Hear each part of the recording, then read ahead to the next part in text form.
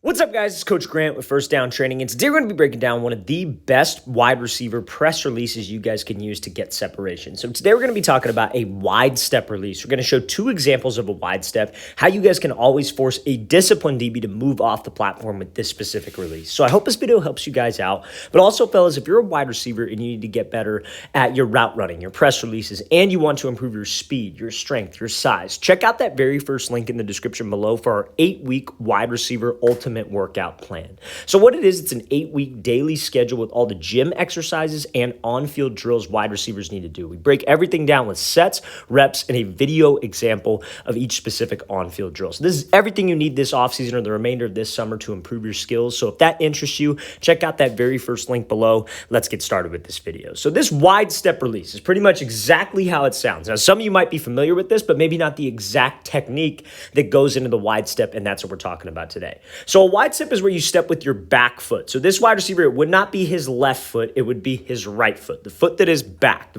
furthest foot from the line of scrimmage. You step wide outside this DB's frame, trying to threaten him to the outside, and you would take an inside release. So let's play this thing full speed. So this wide receiver shows a great example of how you actually selling the move, actually moving your upper half and using a kick step is a great way to get a DB to bite. So a disciplined DB, fellas, what is he supposed to be looking at? He's supposed to be watching your hips, right? That's the main thing. His eyes are on your hips because apparently your hips will not tell a lie. The hips don't lie. That's where he's looking at. So when we step on a release, what a lot of wide receivers do is they operate behind this line of scrimmage. They'll take like 2 choppy steps. Their feet stay inside the DB's frame, and he's not going to move on that. So to get a DB to move, you actually have to step outside of his frame. You actually have to threaten him here or to threaten him here because that's what actually looks like you're running a fade or you're running a drag, you're running an inside breaking route. So you got to use some kind of explosion off the line to get to that point. And that's where that kick step comes from. So you see how this wide receiver kicks that back foot behind. Now, a lot of wide receiver coaches don't like this. A lot of traditional guys don't like that because they think that this is a false step. It is not a false step. That kick step is solely a step to throw your hip into the break. If you're a wide receiver and you come out of your stance and you're very flat-footed and you just take a step, that's not going to get a disciplined, faster, quicker DB to bite. You got to have some quickness. You got to have some urgency off the line because that will force a reaction out of this guy. So that kick step is a way to kind of load your hip so you can throw your hip and actually step here to threaten that DB. Now, you could just say, well, why wouldn't I just come out of my stance and step there in the first place? There's no explosion, and you're not going to be able to bring your hip with the cut. So that brings you to the next critique on this release. A lot of wide receivers will say, or receiver coaches will say, oh, you don't want to step that wide because you're not going to have any explosion. You're not going to be able to get out of the release. That's why you use a kick step like this, so you can actually shoot your upper half with the foot. You guys want to think of every cut that you make, whether it's at the top of the route, whether it's off the line, that your body is attached to your foot. Wherever your foot steps, your body goes. Now, not only will that give you balance, but that will help you sell the release. Because again, where is that DB reading? He's reading your hips, he's reading your body language. So that is what we have to sell with. So that kick behind like this allows you to shoot wide, actually step wide, and everything about this, fellas, looks like a fade. A lot of times guys will ask us, hey, well, what if I do this release and this DB doesn't move? Your mindset should not be, what if he doesn't move? My mindset should be, how can I make him move? How can I step like this, make it actually look like a speed release fade with my upper half, with my step to force him to move? Because trust me, fellas, a DB in man coverage, he has to honor this wide step. He has to honor this because, again, if he just wants to sit to the inside and play that guessing game and sit flat-footed, okay, next time we run a route, next time I have a fade called, I'm going to make it look the exact same way. I'm going to take a kick step, maybe take a little quick prep step with the front foot and just take off wide to the outside. But you have to make it look like that fade for this DB to bite. So let's play this thing again, full speed. Great use of the kick step, getting that DB to widen and then being able to break at the top of the route. Now, Sherman guesses this route correctly, completely. But again, it kind of brings back to that IQ and why he's a very good DB. You see the separation he's able to get at the top of the route. If he's running a comeback, he's wide open. He's running a fade, he's wide open. He's running an out, he's wide open. But Sherman expects the inside route because the wide receiver is lined up at the bottom of the numbers. And usually when a receiver is lined up at the bottom of the numbers, he likes to run what? He likes to run an inside breaking route. So that's why this got locked up. But you see, he's got about 2 yards of space at the top of the break with this DB solely because of that wide step, fellas. So we just have to make sure that we finish that play. So now, second example of this is Julian Edelman. Now, in this wide step, he's out of the slot. He's running a 5-yard out.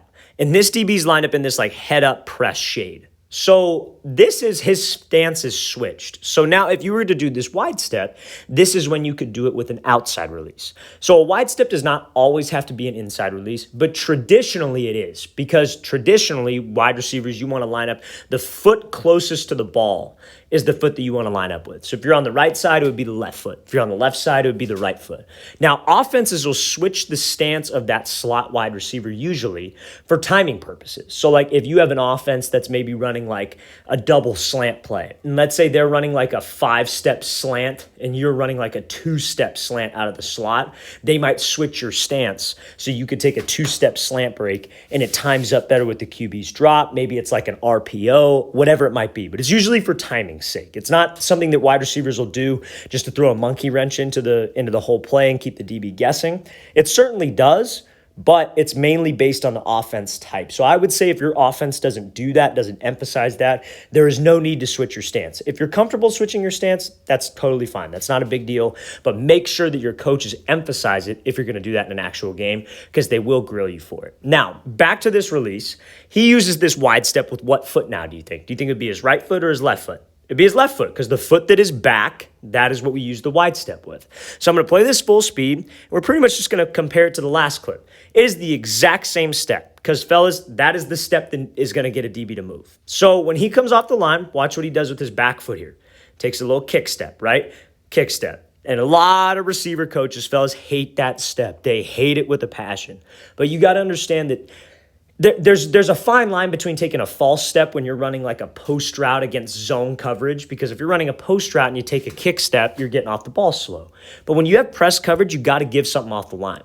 And that kick step is a great way to do that. It's not a false step. Everybody loves to say that on social media. Oh, he's taking a false step. Why are you teaching them a false step? It's not a false step. It's a part of the release. It's to get you that explosion so you could throw your hip and throw your upper half into the cut. Now, one other thing, again, you see, hip and shoulder. His upper body goes with the cut. He is stepping very wide outside this DB's frame because, fellas, this looks exactly like a drag. This looks exactly like he's trying to cross his face right away to get this DB to move or to get across the field. That is what's going to get him to move. You have to make it look like the fade, make it look like the drag, and that will get this DB off that platform.